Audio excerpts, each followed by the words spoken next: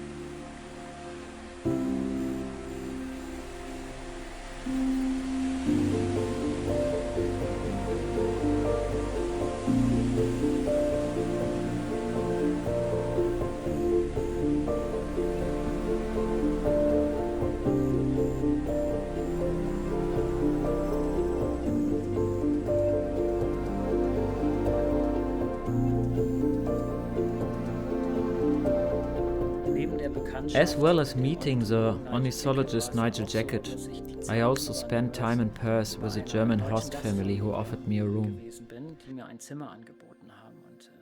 This was Alexander Wadaisha and his wife, Katja. My acquaintance with Alexander eventually grew into a long-term friendship. After the circling trip, the subject of giants was put aside for a while, as other events changed my life. And the first time it came back to me was in 2015, when I read the book of Marius Barayan. And this book tells the story of an Australian expatriate who lived on the Solomon Islands for approximately 25 years, and also talked about the giants. He also talked about how it was perfectly normal for the locals to have giants. And then I sat at home and I thought, okay, if that's really the case, and it's in their tradition, and it's a matter of course that there are giants, then I just write to them.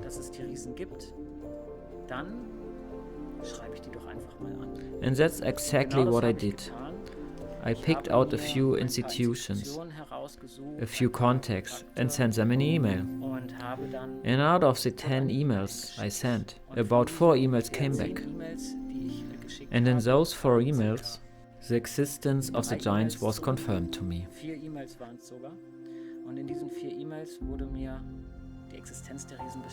And that's when the fire was lit in me, and I said, there must be more to this giant issue.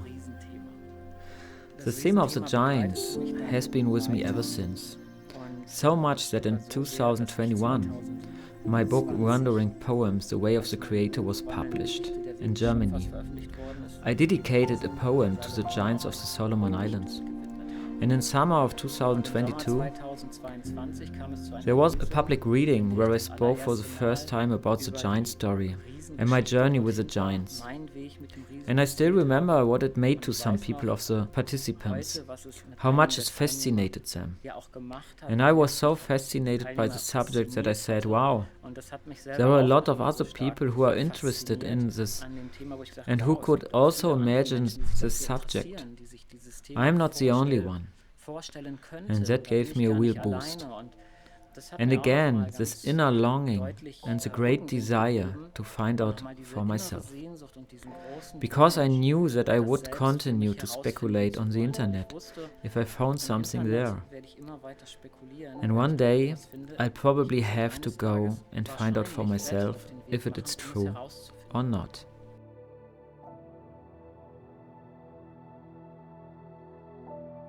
The Calling. This poem is dynamite, I tell you true. Look beyond the edge, far from the view. If it scares you, please read no more. But if you do, you crave it more and more. There's a theme that came to me in a blaze, so bright it threw the world out of its place. The thirst for truth was vast and grand, books and laptop resting in my hand. They're suspicious, ancient, long before, when we were told of Adam and Eve's lore. The world is full of tells, no doubt, yet I'm now burning those pages out. They're very large, how can this be? Why does no one listen? When will we see? But now I move on and take you along. There's no turning back, to joy, to song. The right to truth for divine light, the song for the sheep, breaks shadows in flight. There's an island far from here. Can you hear the calling? Go there, draw near. The spirit of the age is starting to rise. The heirs of Goliath await in disguise.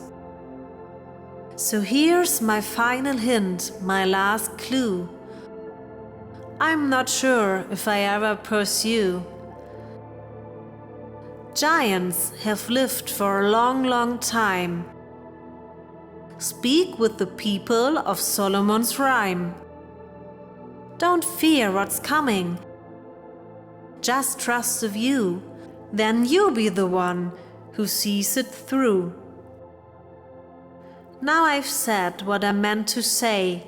The stone moves on and rolls away.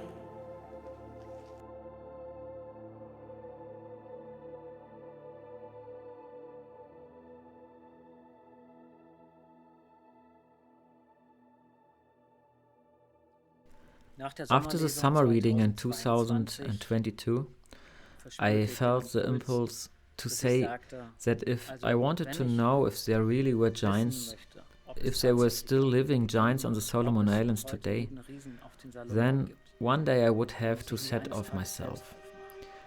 And it was exactly this realization that came about what was also the inner call to say, yes, I'm going on this journey. And then I talked to my wife about it, and my wife immediately said, yes, of course, we all do the trip together. And so it was also clear that we had said that if one day we made this trip and it suddenly didn't feel so far away anymore, because the decision had been made internally to make this trip, then we would do it as a family. We'll do it together, my wife, the 3 children and I, a journey together to the land of the giants. And it was just clear that we needed some kind of anchor if we travel. We need at least one contact person. And that contact was Alistair Pay, who I had been in email contact with since the booking stage, so far at least 3 years. He was one of the few people who got back to me and said, yes, we do have giants on the island. It's true. What you are asking is true. They do exist. That was a very, very big plus for us, because we knew that the Solomon Islands are a chain of islands where very few Europeans or tourists go. And you can't get very far without the help of the locals. So it was like hitting the jackpot for us to know that we have this time to travel and that we have a local contact. And then there have been the fact there was Alexander, who I met on the cycling trip, also knew about this trip. He heard that we were going to go on this trip and he said, yeah, I'm in. I felt that I should be there and accompany you. And that was fine with us, it felt right at that point. And so it was clear that our traveling family would eventually become a traveling group, with a total of 6 people. And then came the 23rd of May, the day of departure. A great day. I don't think I'll ever forget it. And we didn't have the money to go to the Solomon Islands at that time, it has to be said. But we had reached a certain level of publicity, where a lot of people knew we were planning this trip.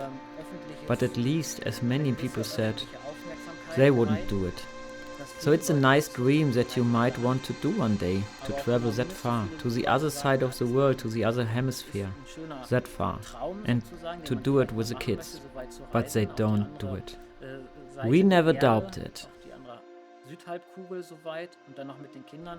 We knew we were going to go on this trip, and we were just going to go. When it was time, we just got on the train, even though we did not have the money for the ticket. We had no plane ticket either. But it was just so clear through all the signs that we got before that this trip was going to happen and that we were supposed to do this trip. And we felt that so much that there was no option for us not to do it. And yes, we have simply trust that if the universe shows us so clearly that this journey shall take place, then it will also ensure that this journey can take place.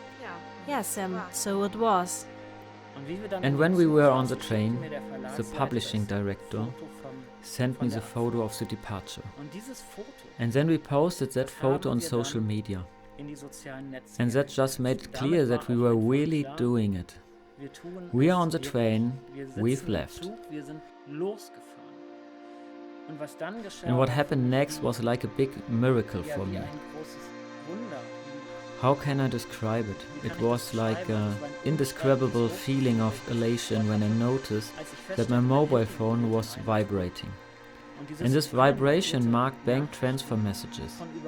In other words, over the course of 2 to 3 hours, we were constantly receiving money transfers from people who had found out that through Facebook, through our channel on Telegram and our network that we were actually on the train and on our way as a family. And that meant that within the first half of the train journey to Munich, our travel budget went from under 1,000 euro to over 4,000 euros in the space of 3 hours. And the feeling was incredible. So from that moment on, my wife and I knew that this trip was under a lucky star. We had nothing to worry about. So what did we do next? We checked out the last-minute office on our smartphones from Munich and then booked a flight during the train journey to Perth, Australia, the very place or city where I had been 11 years ago and where I had first met Alexander. And that's exactly where Alexander, our travel companion, met us at the airport. We were allowed to stay at this house for a few days to relax and see a bit of Australia and the region around Perth with a family before continuing our journey with Alexander. We were met at the airport by Alistair. This was the first time I had seen Alistair Pay, my writing contact, who assured me once, yes, there are giants on the Solomon Islands. He greeted us warmly, had arranged a taxi bus, and we drove to his place in a small minibus with our suitcases and Alexander to his property. When we arrived at the Solomon Islands, I was completely overwhelmed. I remember sitting on the bus. It was a small Toyota bus that picked us up. Alistair had privately organized it for us. And it was just us on the bus, and the windows were tinted, and the windows were open because it was just so hot. There was no air conditioning. And then we went through Honiara. The airport was on one side, and we had to go all the way through the city and then out the other side to Alistair's and Covian's place. And where he lived was a beautiful piece of land with several houses and bungalows. It was right on the beach. You could hear the waves. There were corals. There were shells. He lived there with his family, his wife and children. And from time to time there would be visitors from his family, even for longer periods, because the inhabitants still lived as clans. I think it took us about a week to really settle in. You really have to imagine that everything is totally different there. The trees are different, the plants are different, there are different animals, different sounds, different smells, different food, just a totally different world.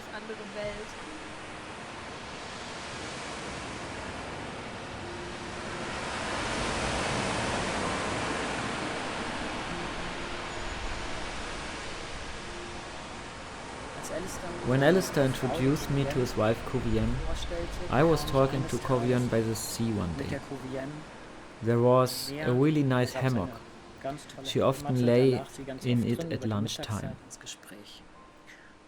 And I asked her what she knew about the giants of the island. And she could tell me a lot about them. I found out that she came from the mountainous region of the country. This is a region in the center of the island where there are many, many reports of giant encounters. And she knew many of them. And a lot of it I hadn't heard before. It was new to me. And so I soaked it up like a sponge. And because she knew so much, I asked her if she would be interested in doing an interview with me for exactly this documentary.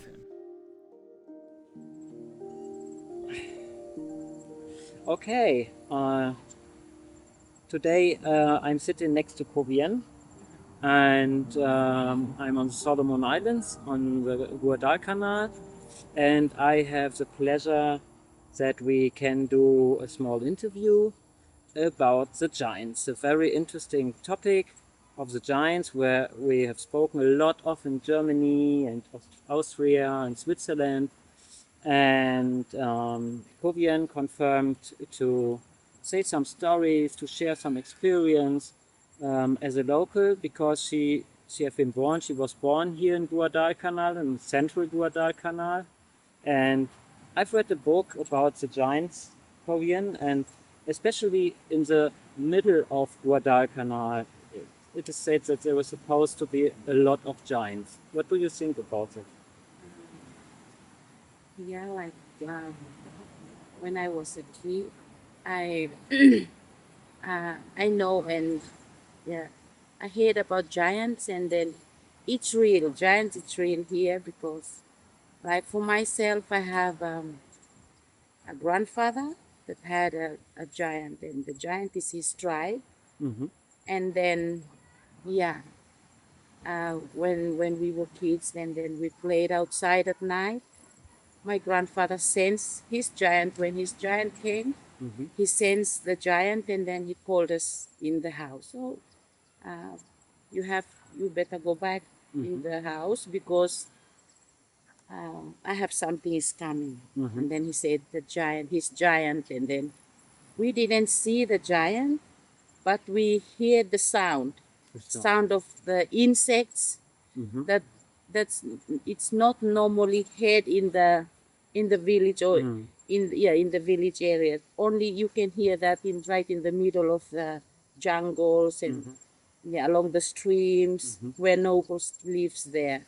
So we asked our grandfather, "Oh, how did you know the giant is coming?" And then you just listen quietly, and then we hear the sounds. Then we heard a lot of sounds, and then we feel like um yeah, like it's real. Mm. And then we feel our bodies feel different too. Oh wow! Yeah. So And then yeah. we're so afraid, and it's not feel good for us, so we ran away. Yeah. And then sometimes when we go to the jungles or to the forest to look for the nuts, we didn't see giants in real, but we saw what they did. Right? Because the giant, my grandfather told me that the giant loves to eat the nut with the snails. Oh, Snails in the mountains. yes. Yeah. So they So- combine it. Yeah. Yeah. So when we go to look for the nuts, and every time we go very early in the morning because uh, like we competed. If we late, some children already collect the nuts. Mm. So when we always go early because to get more nuts before other kids came. Yeah. Yes, to be the first. Yeah, Find some. yeah. Yeah, okay, got it. So when we were there, we saw like heaps of nuts with the round stone and the small stone to hit it. Heaps of nuts and the heaps of the snails. They they are just hitting it, and then when we arrive, they might feel us, so they ran away too. But when we collect nuts, and then we notice what's happened, like the heaps of nuts, and then we talk to each other, and then we ran away too. So the giants went away and you went away as Yeah, well. because like we're afraid of the giant, and the giant might afraid of us Okay. too.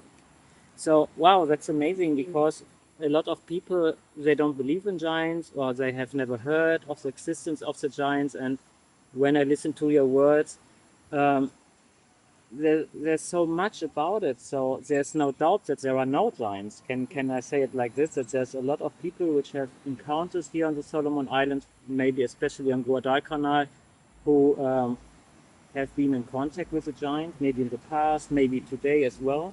So that there is a communication and a lot of encounters. Yeah, like for now, most of the people, you can find the people that I encounter with the giant, you can find them right in the middle of the island, because they are still keeping what they believe on. And the giants are their tribes too. So what I asked the latest thing that I asked my grandfather before he died is that did all the tribes have giants? And then my grandfather said yes, all the tribes have giants.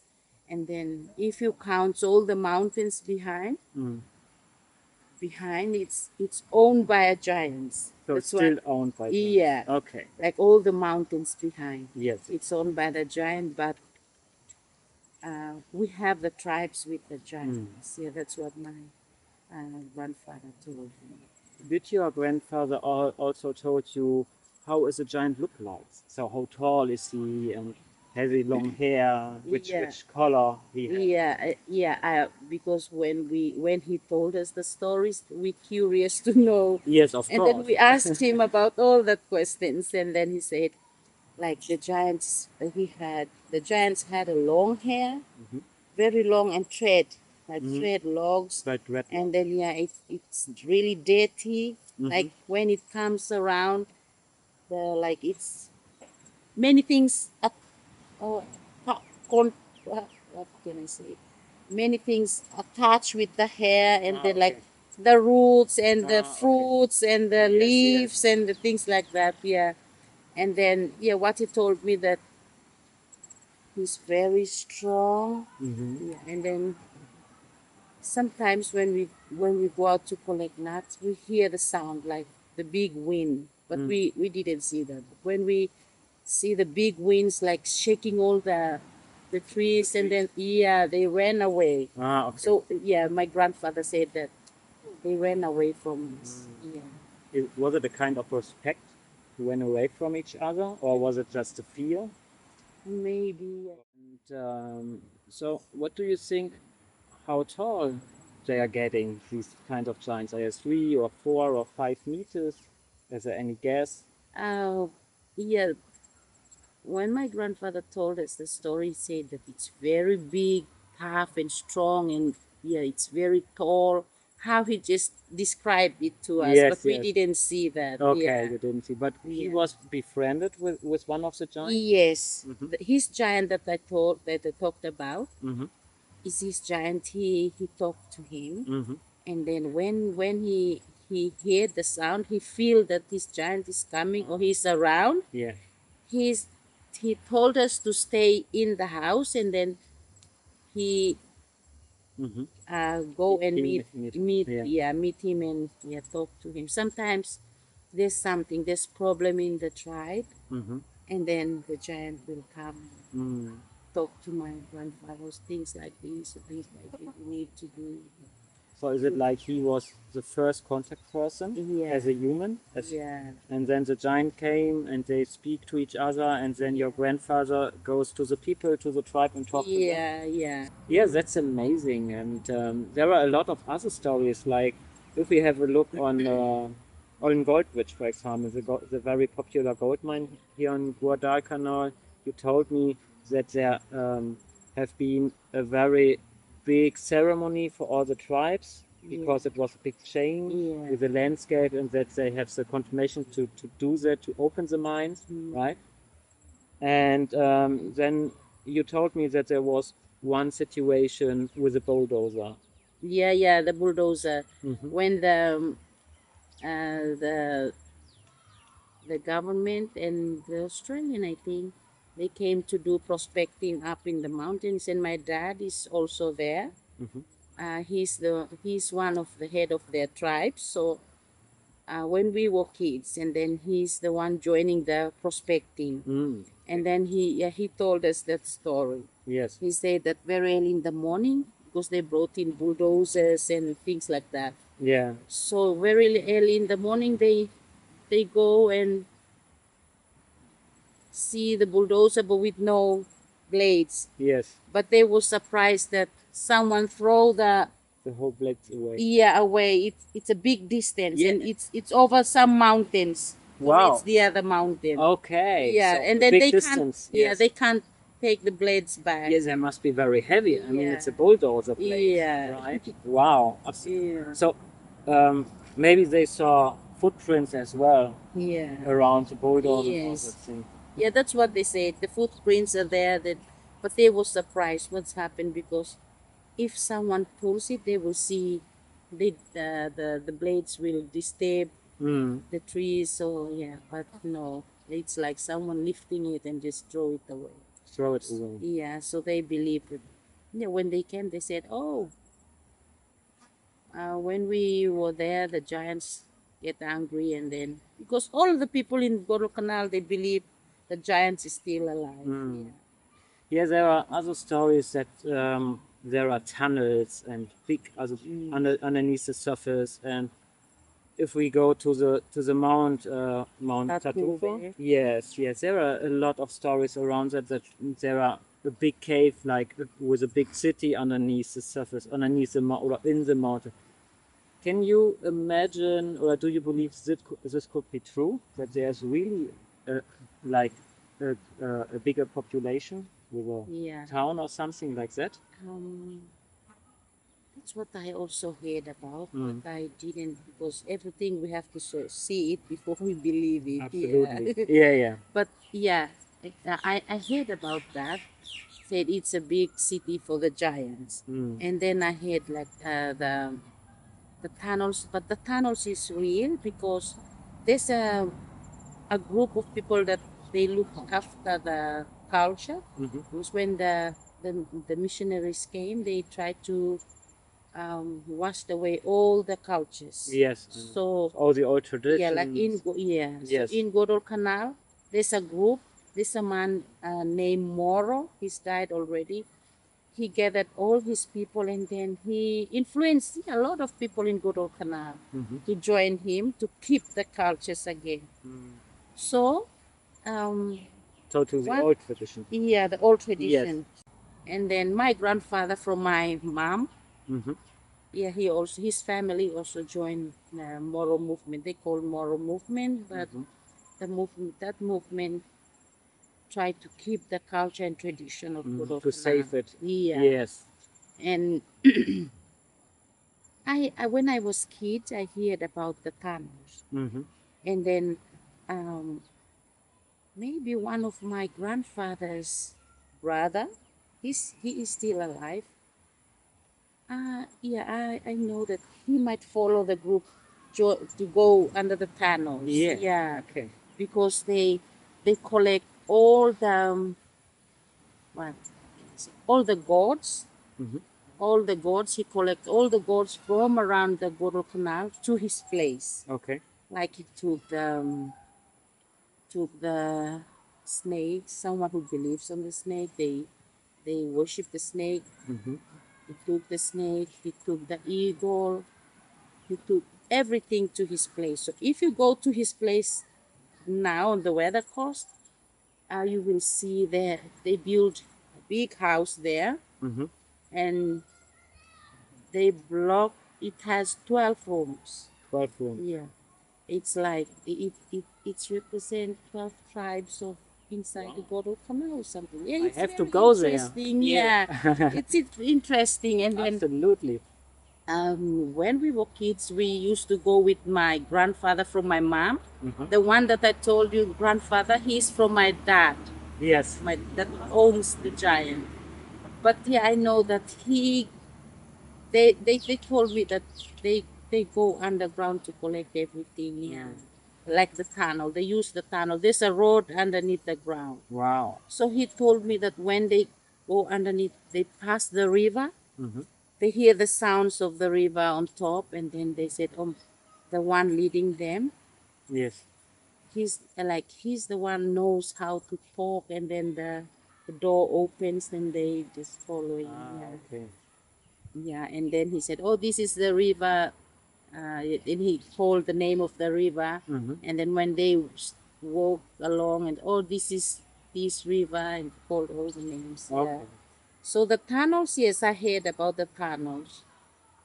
But yeah, things, if you, Yeah, maybe they are tall enough that the giants can use them. yeah, so yeah, we can believe it because like we have giants, we might have tunnels because they can't go where the peoples walk around. Because Absolutely. if they came, they will afraid of us and we are afraid of them too. Yes. So they have to use the tunnels. They have to use the tunnels as well. Yeah. So you live together for centuries, but you won't get too close to each other, right? With the giants. Yeah. The people, so the locals and the Yeah. giants. Yeah. So what I hear is a lot of respect to each other. The giants have their live, their life, Yeah. and you as well here, Yeah, have our own lives. your own life. Yeah, Oh, yes. yeah, and the giants, as I've said, giants is real. For Guadalcanal, we all believe giants is real Yes. because there's some things that we can't believe it's happening. And that really inspired me. And I felt a great sense of anticipation for the first expedition.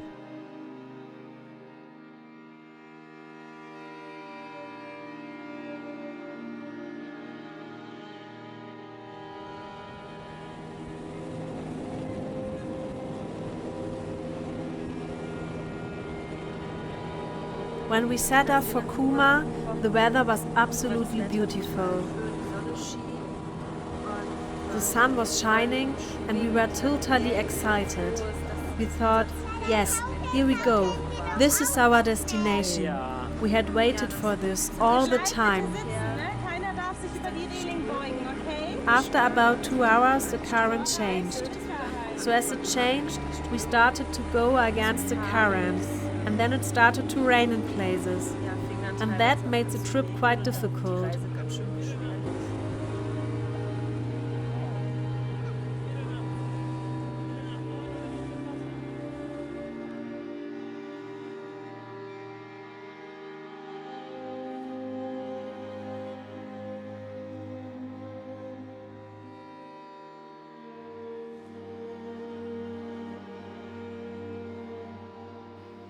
The boat kept going up and down, and every time it splashed up and down on the wave, it was like, ouch, my back, ouch, my back. It really wasn't that great. So we all kept up a little bit.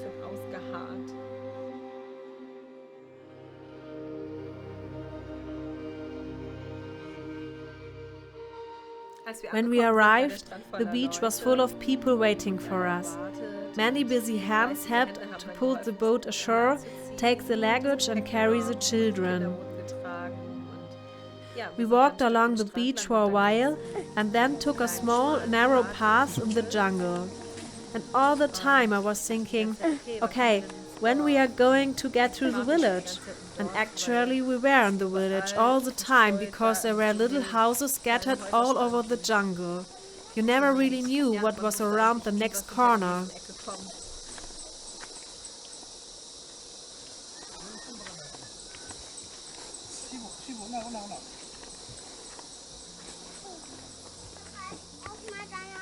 Ja, der Mann hilft dir. The third day was a big day and I was very excited because the ceremony was to take place on the third day. The ceremony that would allow us to travel to the land of the giants for the first time.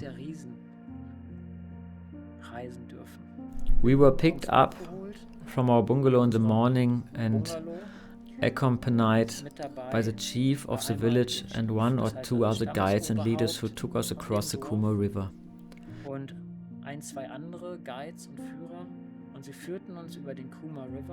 And there we met another man and his name was Edward. Edward was our translator. We were then taken to the neighboring village and told to wait outside. We stood there and were told to get my camera out. It was about to start. They were preparing something. And then we saw a woman in a traditional dress and she started to sing. She was singing a song and it was beautiful.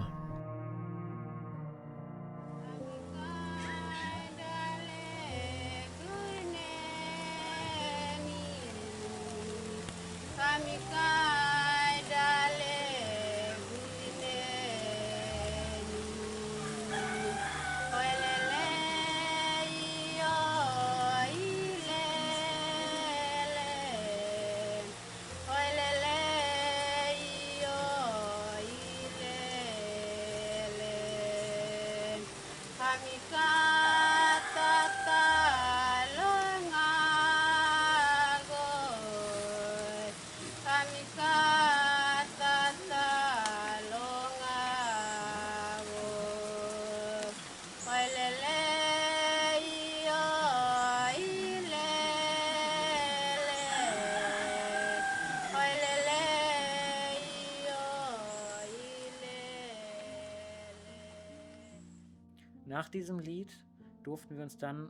After this song, we were allowed to sit down in the center of the village and were welcomed. We were greeted by the chief, the head of the tribe in this village. We were greeted by the paramount chief, the person who sits above the tribal chief. You could also say the district chief, the district official, the person in charge of this region. And Edward always translated everything. And they greeted us very warmly, very friendly, told us that it had been many years since anybody had come from Europe. Generally, children.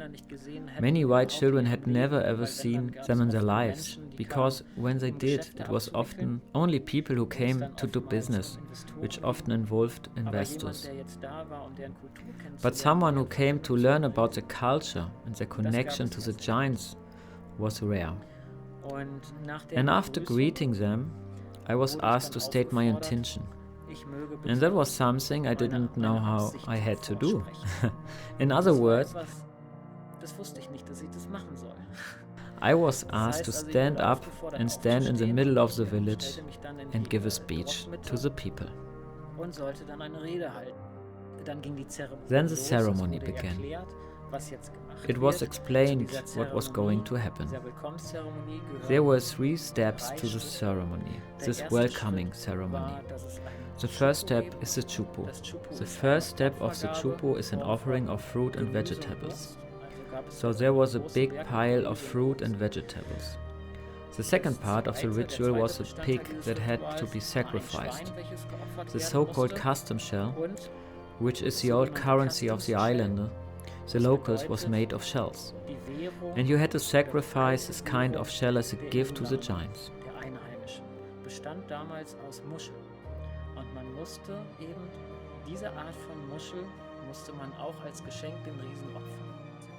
So these 3 components were important to enter the land of the giants.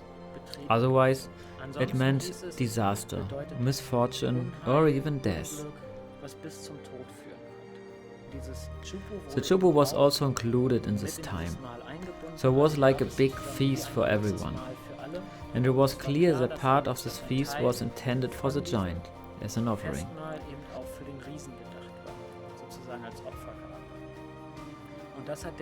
And this was done by the priest chief, the so-called priest chief.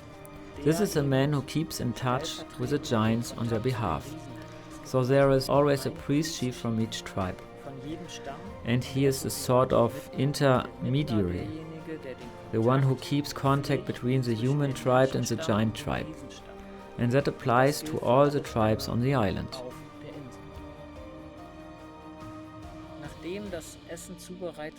After the food had been prepared, we sat down together, and the bosses wanted to know a bit more about us. And at one point they asked me, "Dennis, how do you actually deal with your giants in Germany? How do you keep in touch?" And I couldn't answer. I couldn't answer anything because I was so surprised by the question that I thought, "Ui, what am I supposed to say now? That most people don't believe that giants can exist, or they don't exist anymore, or something like that?" And so I had to pass. I said, "Well, I don't know. I can't say." And he looked at me a bit irritated at that point. And it made me realize how much these people took it for granted that there were still giants on the island.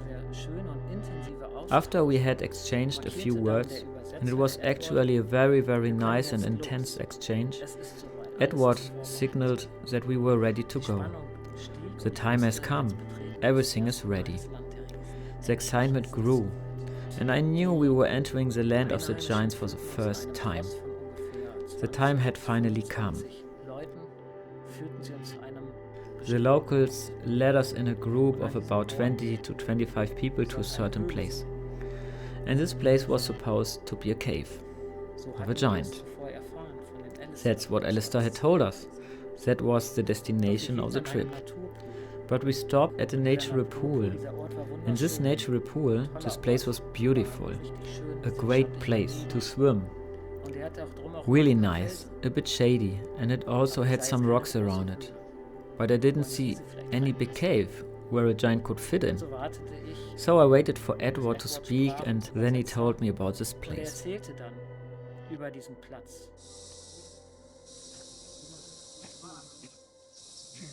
Yeah, so hello. Today I have a special one here. Here's our guide. His name is Edward. Hi, Edward.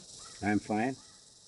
Edward, I'm very happy that you told me that you're confirmed to be an interview because you have one very, very interesting story about the giant, which was taken here around Kuma on the Weather Coast. Do you want to tell us the story? Yes. The story is long ago, there was a giant named Makablua. Makablua, Yes. the name of the giant. He lived at the mountain of Kuma River. From the mountain named Tiao. Zhao. Tiao. Zhao. Yeah, Tiao. I try to Yeah. pronounce it right.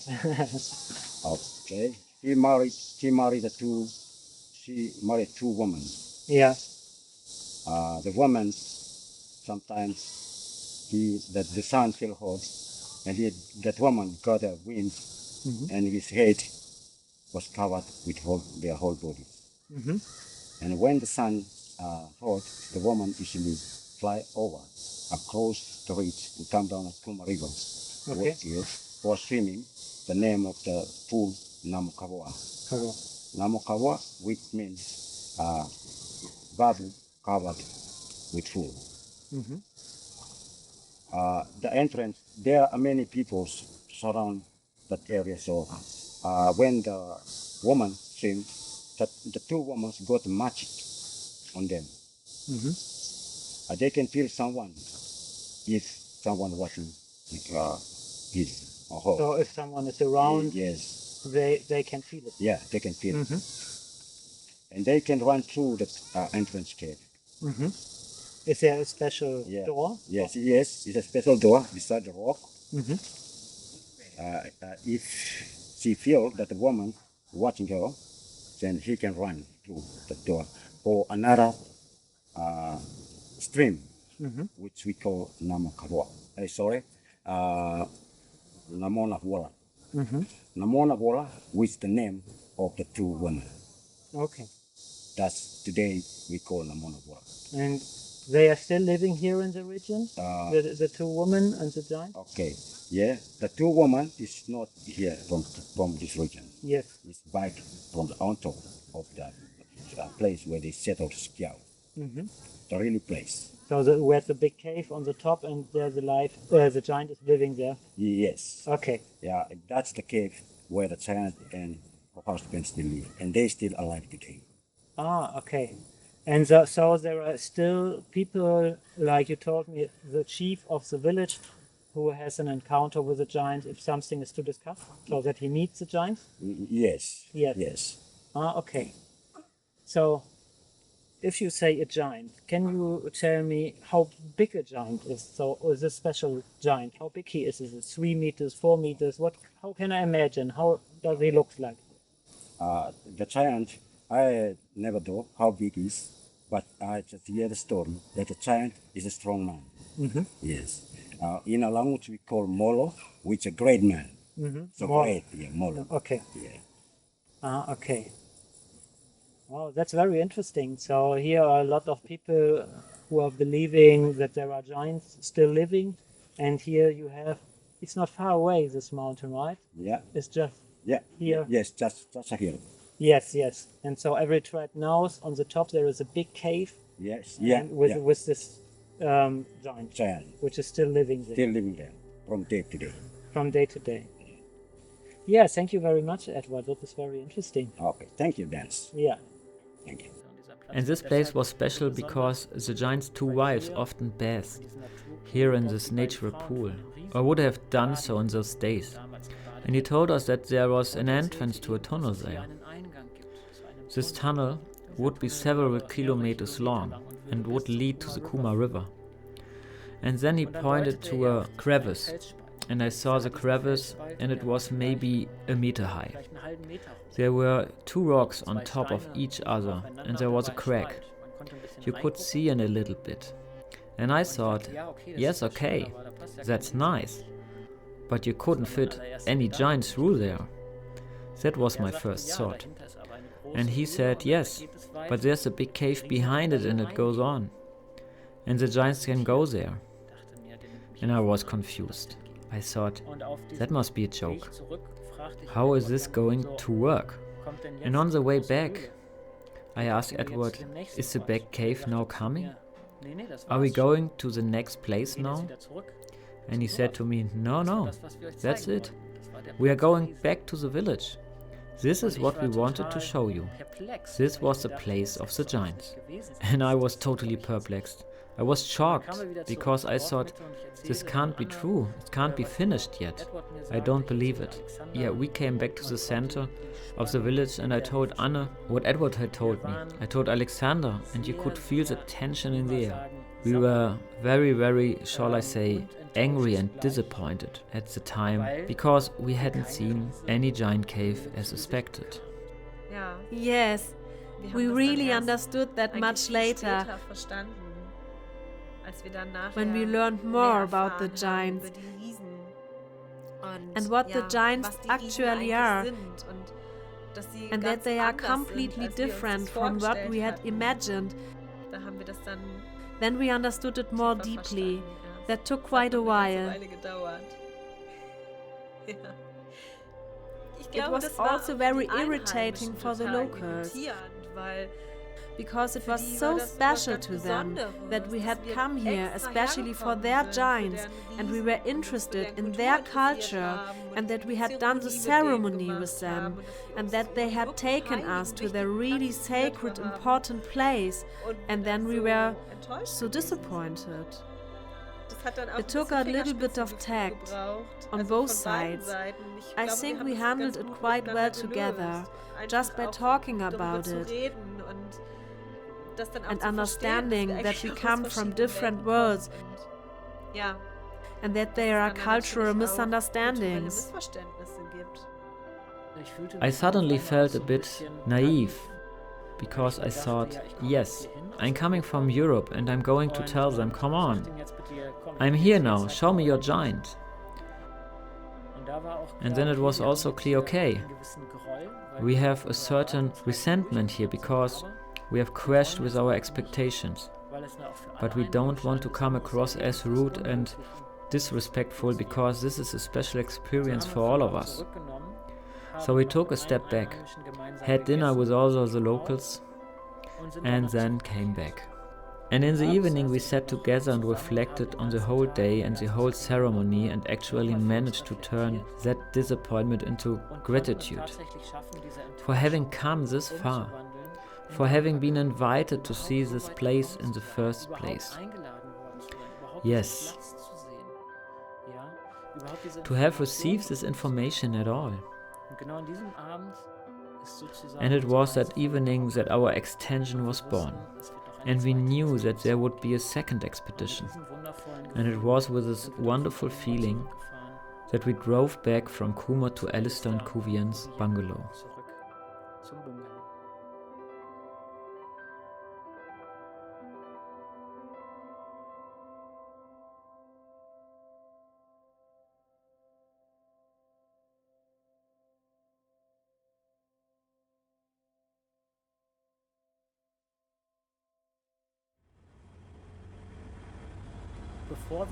Before we planned this trip, the second expedition, something else happened. I met a man on the way to the capital, and this man was a ranger. His name was Moulton. Moulton was related to Alistair. Moulton also told me that a few years ago he had interviewed a man called Solo, who also told me that he had been a mediator between humans and giants, like his grandfather. He had documented it all and offered to me to meet me sometime and tell me about it. He visited us at Alistair's and Kuvian's place, and he showed me the document. He also told me the story of Solo and his grandfather. He told me that in 1942 Solo was taken by a giant from the area, Aruligo, the place where Alistair and Cuvier live, to the giant's cave. So he lived with the giant for months near Mount Tartuffe, the region where we were planning the second expedition.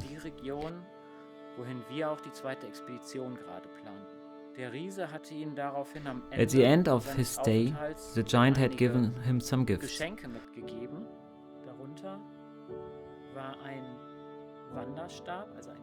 These included a walking stick, as the locals call it, a hair of the giant in a little bottle, and a tooth of the giant.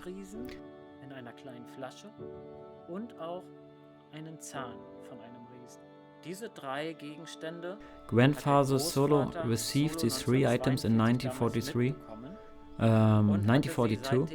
and has kept them ever since, guarding them as giant objects. Solo also told the ranger during this interview that there were an average of 3 to 5 encounters a year between the grandfather and the giants.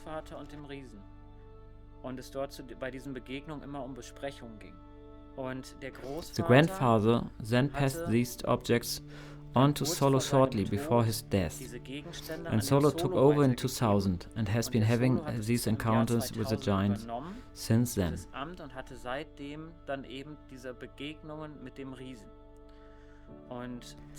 And the two interviews were in 2018 and 2019, and Solo died in 2022. Of course, I asked where the items are now, but the ranger couldn't tell me that either. The ranger also told me that the giants have different lines, or tribes. There are the big lines and there are the small lines. There are 12 big lines, which means there are 12 giant tribes on the island. These are the upper tribes, so to speak. And then there are sub-clans, which are other tribes below them. So there is a very clear hierarchy and structure among the giant tribes of Guadalcanal. It was all on the first page. It was very interesting for me to get all that information. And then he had turned the page, and on the back was the information from the second interview. And there was a ritual. And this ritual was like an invocation of the powers of the giants. So that means the giants of the tribes can be asked for help in this ritual because they have a special power. So there were a lot of stories about physical strength, that someone who had done this invocation was suddenly able and allowed to carry 8 pieces of wood instead of 2, and a lot of other stuff.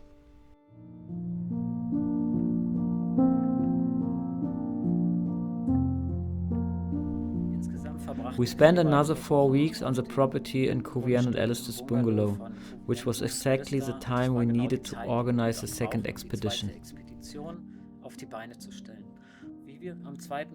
On the second day, as we drove towards Kolosulu, about 2.5 hours from the village, we drove along a muddy track and I saw locals walking along the right-hand side.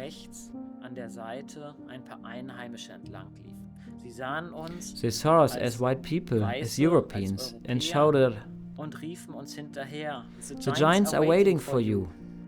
And that surprised me, because, of course, we hadn't spoken to anyone. And I asked the taxi driver how they knew that, because we were still 2 hours away from our final destination.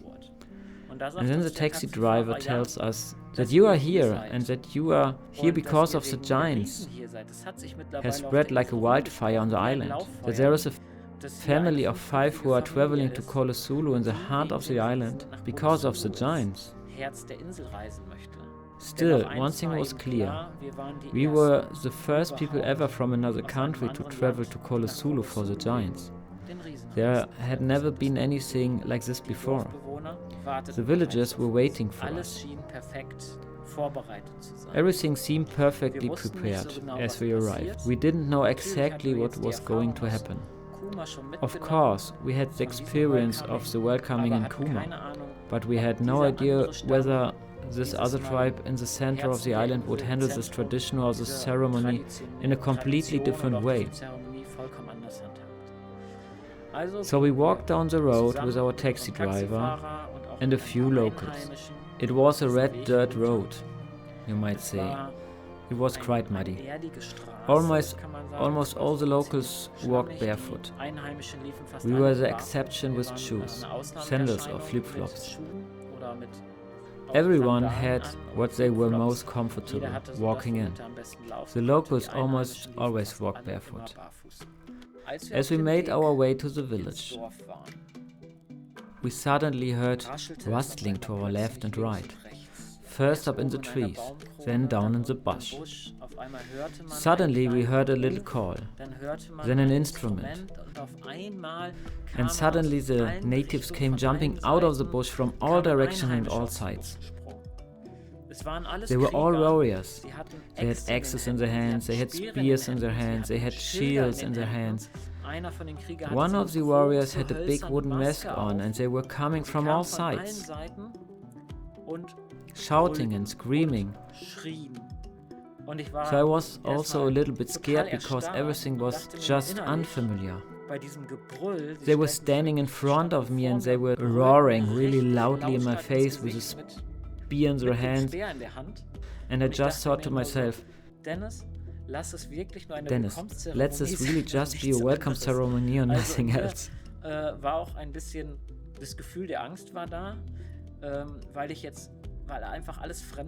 And I had Sophia in my arms at the time, and Sophia was having the time of her life.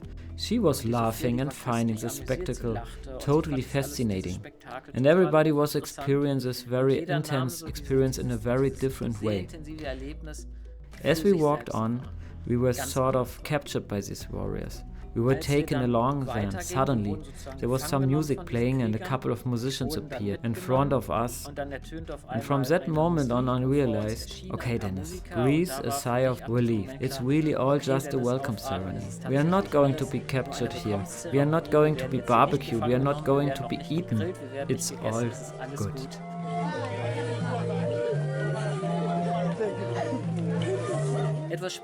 Later we learned that it was an ancient custom to shout out the evil energies of the visitors before they entered the village, to call them out, to clear them, to purify them, so that they could enter the village.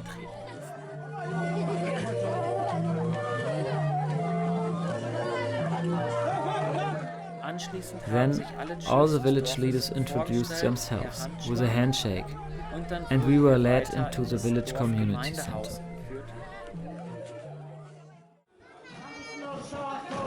Now, as Paramount Chief of Paripar Ward Northeast, Guadalcanal Island, Kolosulu Village. Now, I would like to take this initiative on behalf of my House of Chief and my good people as a whole. We warmly welcome Mr. Dennis and your good wife and 3 children and Mr. Alexander. However, we accept your coming to our land to do a giant research. Since that we are still under the Commonwealth country, we were under the British colonies in later 1960s. We are still expecting the British government to develop our resources. So your coming today is very significant and hopefully we will receive benefit from your coming in return. Furthermore, we have been born in poverty and nobody recognized our desire to raise our living standard. However, we still have a giant in our forest, still alive and effective. Many people in our area see them and talk with the giant and see their miracle power. In the early 18th century, there was a king giant of Guadalcanal called Vangatilillo, who killed and ate 100,000 people on Guadalcanal. And many people ran away to Florinda Island, Malaita Island, Sabo Island and Santa Isabel Island. So our giant now is very risk and fearful if you do not comply to our claim of entrance and memorial place and monument. Lastly, but not the least, we do welcome you and respect you and have confidence in your research. So before I resume to my seat and hand over to you, we accept your research. Thank you.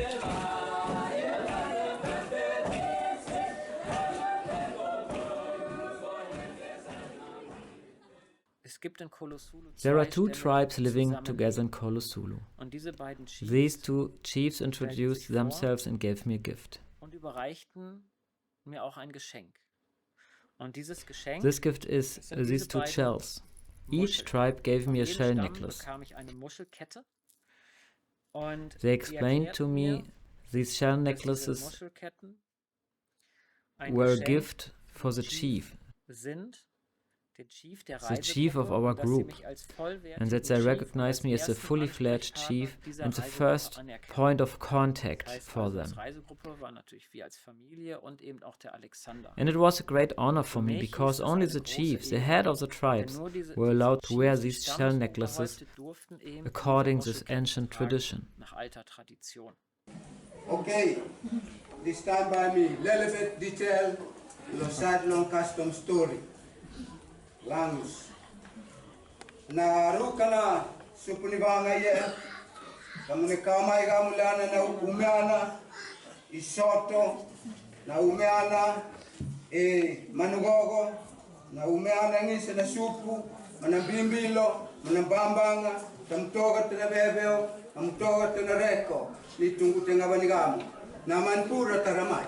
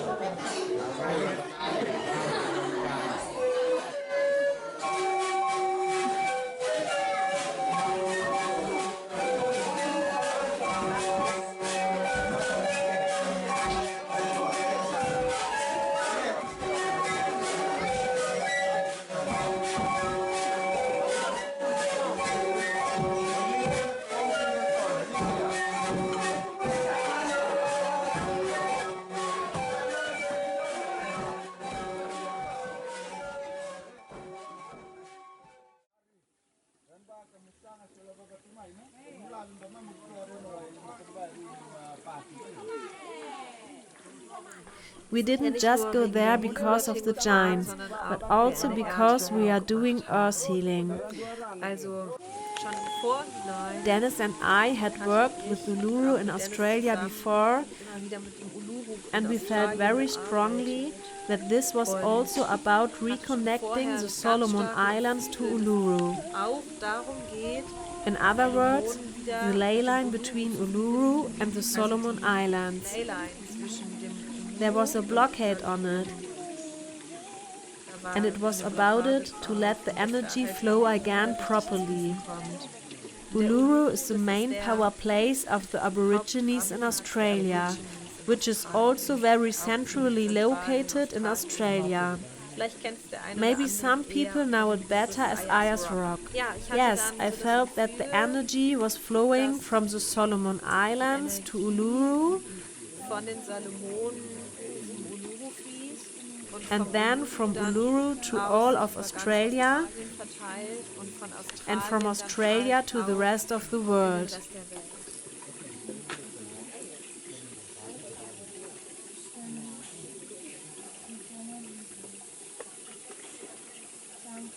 When it became clear that we were going to the heart of the island, I felt very clearly that this was the place where we were going to do the ritual.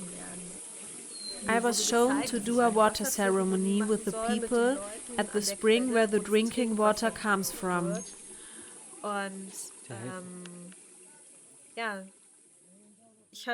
And I really saw it like a movie in my mind's eye, with introductions that came with it. I was told to lead the women of the village to the spring, and everyone was bring flowers. And then we were to decorate the spring with the flowers and bless the water from the spring. And then I was to bless the people with the blessed water. And then we would go to the village with the water, the blessed water, to bless the houses there. The next morning, when we were about to go to the cave, we told them that we couldn't go today, but that we want to do a water ceremony first. This was very well received, and it took a while to organize everything. At the spring, I first connected with it.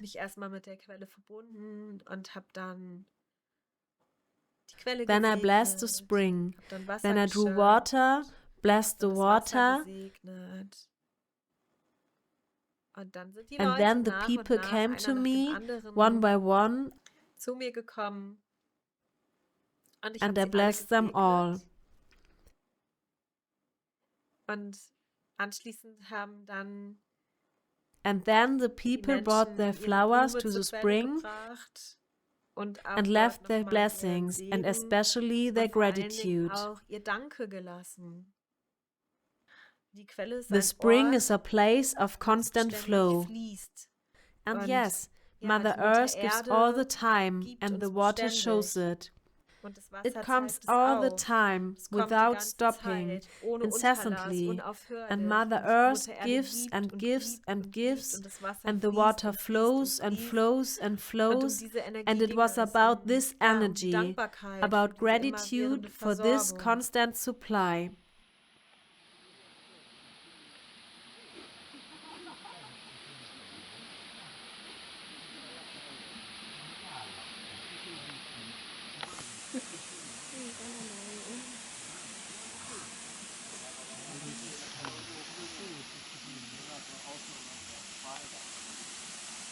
The first expedition in Kolosulu followed. We met early in the morning and set off together. As we had already completed the necessary ritual to enter the land of the giants during the welcome ceremony, we could now set off straight away. We walked for several hours through the jungle, downhill all the way, until we reached a riverbed. When we arrived at the riverbed, some of the locals were waiting for us. And that's where the river split. And down there we had another ceremony, which was only necessary to visit the special place of the giants. Because we knew we were going to the caves today. Chief Samson signaled that we could now proceed with a small group to the caves of the giants. Now I was excited. I knew the time had come. Now we were going to the caves of the Lassi tribe.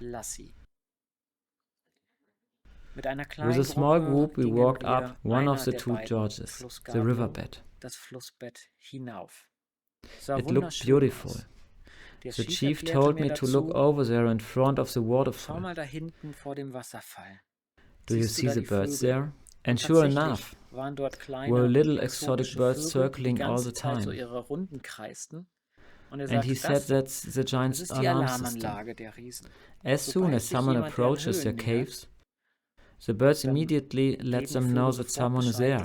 In other words, the giants already know we are here. They can hear it from the birds.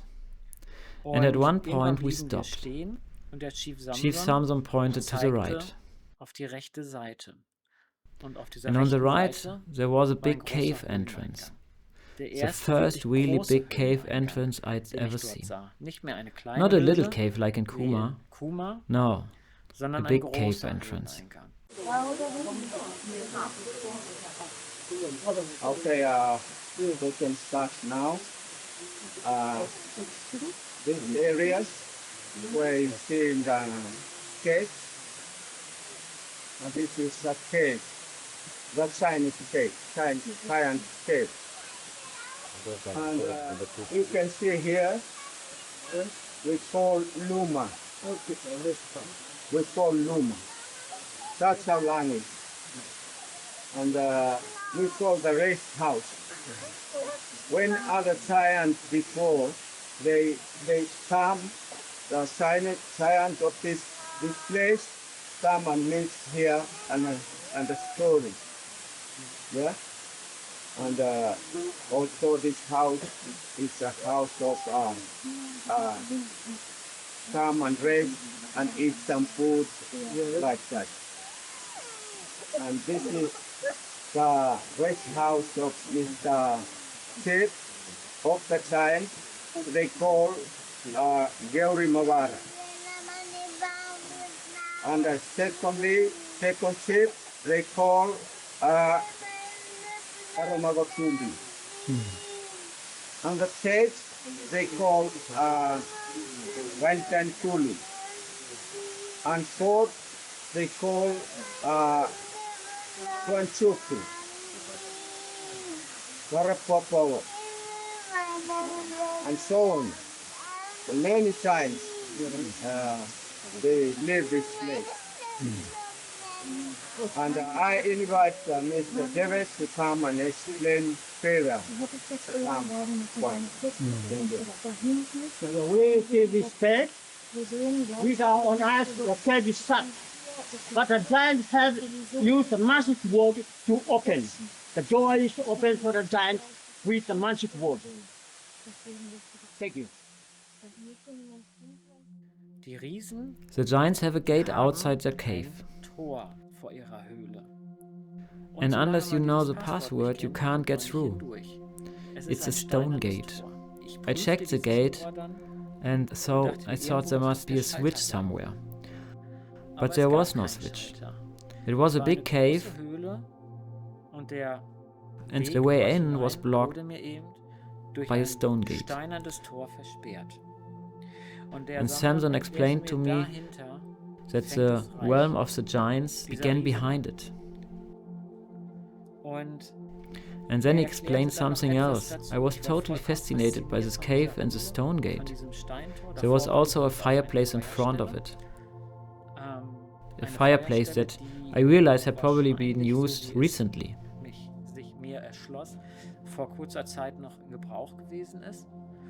And then we walked towards the waterfall. And on the right there was another cave with a smaller entrance, which was supposed to be the entrance of the chief, the leader of the giants. Interestingly, between these two caves there were big gorges, really big gorges in these rock faces. And the chief explained to me that these were sharpened marks made by the giants, because they sharpened their fingernails on them. And you could see that very clearly, if that was what it was. I thought these marks were much too big for animals, and I found it very interesting. Alexander had a special gift with him that day. It was an organ pyramid that he had brought with him for the purpose of the journey and the purpose of the membership on this journey, as a gift to the giants, and placed it there at the waterfall. Dennis has already told the story, how we met and how we connected. I have several reasons to be on this journey. One is for healing, which was personal, and for the Solomon Islands. Then we needed to be in unity and harmony, so we needed to be 3 male and 3 female souls. And as a planet mechanic and organ maker, with some guidance from Anna, I made a device to reconnect Solomon Islands to the ley lines of Uluru and the ley line grid of the world. On the day we went into the jungle, the spirit chiefs told us that the waterfall was an energetic portal for the giants. So it was obvious that this was the right spot to leave the pyramid, so it could reach Solomon Islands ley lines and to work with the giants. Yes, the energy of the caves was so clear and so powerful. It really was. It was a really magical place. It was a world of its own. And I felt so honored to be able to visit these places at all. We were the first white people who ever visited those places. Well, I mean, of course, nobody had ever asked about it before. When we returned to the village, we passed one of the chiefs at his house. He was already there again and came out of his house and suddenly held a picture in front of me. It was about the size of a flipchart sheet. And then he said to me, "Look, one of my nephews drew this, and there was a giant on it." And for me, in that moment, it was like, now I've seen the giants. We came back from this energy, from this cave, and it was at that moment the giant showed himself to me. I got goosebumps. It was really, really awesome.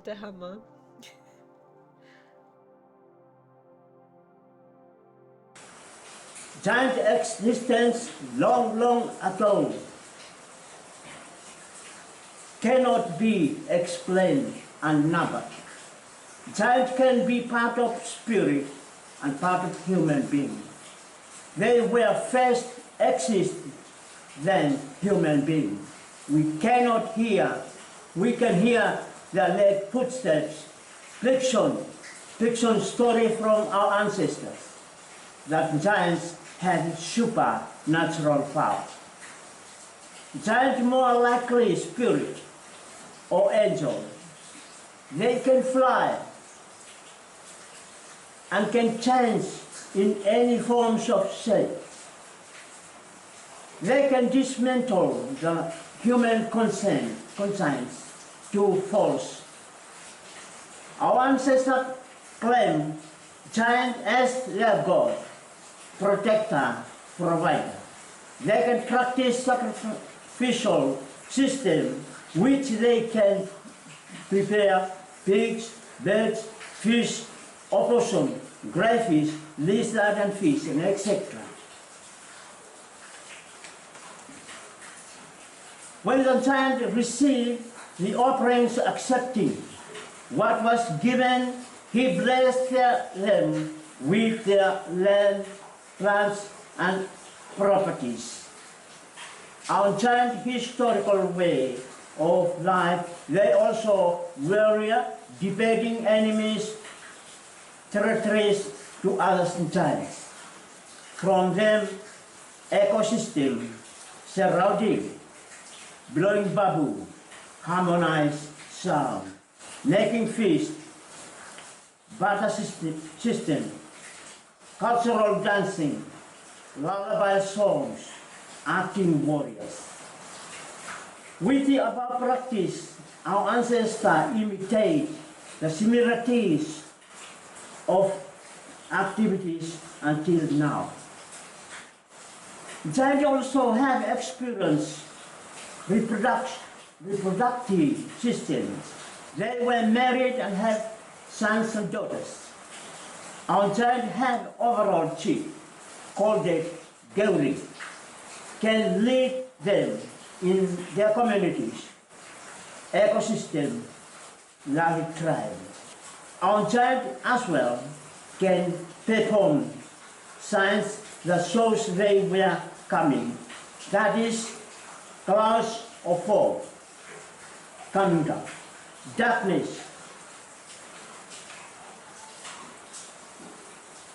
during the daylight, confusing us where to go, flooding streams during hot days, full out trees, insect crying, birds crying, toa, lizard, flashing stripe, strong wind blowing, trees falling down.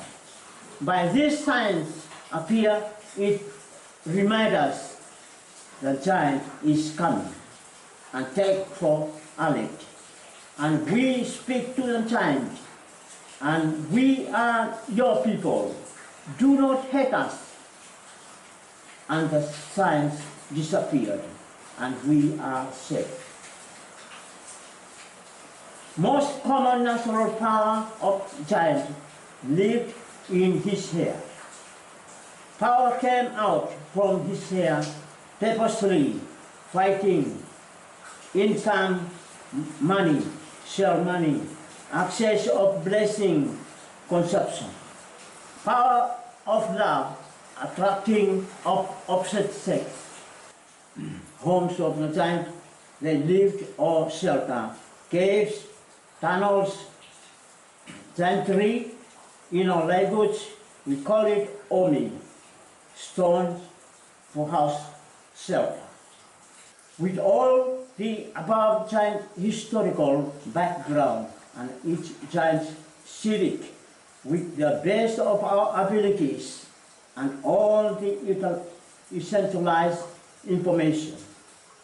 For